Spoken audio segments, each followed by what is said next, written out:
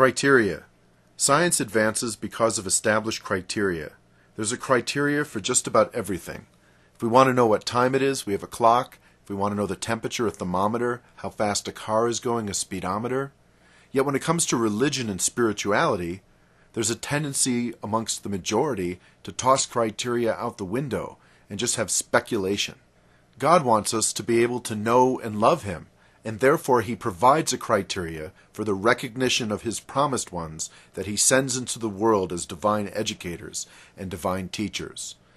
Jesus Christ Himself died so that we should know what this new criteria is that He gives, and this criteria is the fulfillment of prophecy.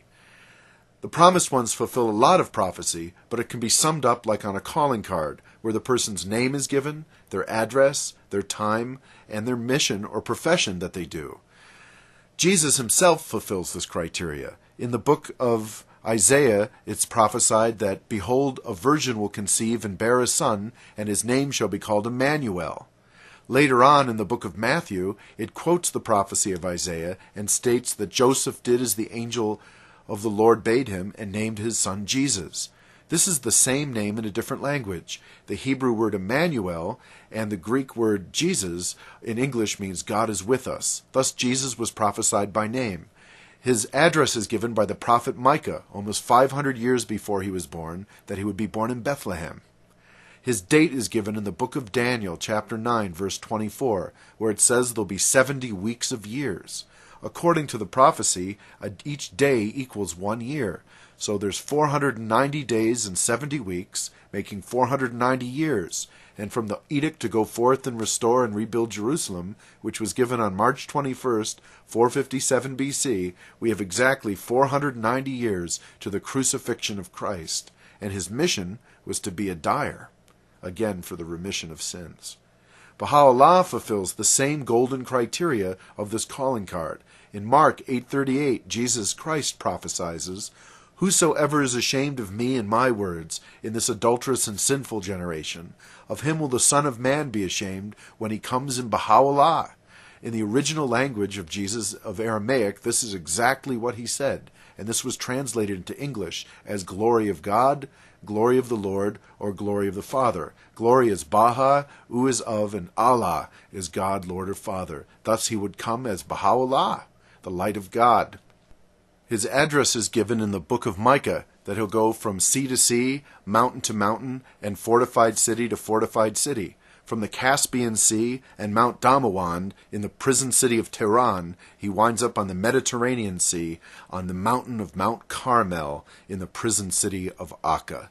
In the book of Isaiah, chapter 35, it states, "The wilderness and the dry land shall be glad.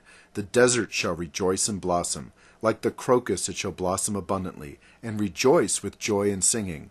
The glory of Lebanon shall be given to it, the majesty of Mount Carmel and Sharon. They shall see Baha'u'llah, the glory of the Lord, the majesty of our God." And in the book of Hosea, chapter 2, verse 15, it says that the valley of Achor, which is Akka, shall be the door of hope. The prophesied date is again given by the prophet Daniel in chapter 8, verse 13 of the 2,300 evenings and mornings. From that same edict to go forth and restore and rebuild the city of Jerusalem on March 21st, 457 BC, we have 2,300 years to March 21st, 1844, the start of the Baha'i calendar and the date for the coming of the Bab and Baha'u'llah.